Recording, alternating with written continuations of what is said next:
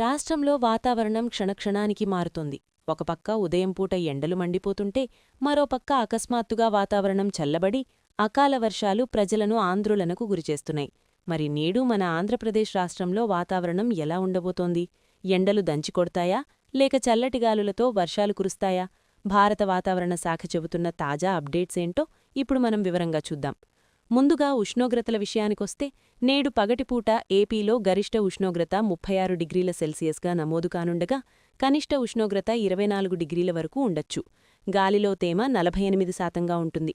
అయితే ఉదయం పూట ఎండ తీవ్రత, ఉక్కపోత ఉన్నప్పటికీ ఉపరితల ఆవర్తనం ప్రభావంతో కోస్తా ఆంధ్ర, రాయలసీమలోని పలు జిల్లాల్లో వాతావరణం ఒక్కసారిగా చల్లబడనుంది.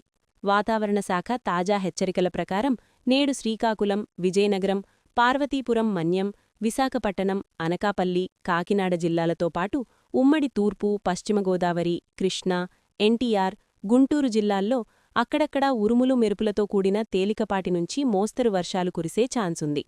పగటిపూట వర్షం పడే అవకాశం దాదాపు 25% ఉంది. ముఖ్యంగా ఆగ్నేయ దిశ నుంచి గంటకు 30 నుంచి 40 కిలోమీటర్ల వేగంతో ఈదురుగాలులు వీచే అవకాశముందని అధికారులు తెలిపారు. ఇక రాత్రికి వర్షం ఆగిపోయి వాతావరణం పూర్తిగా క్లియరవుతుంది.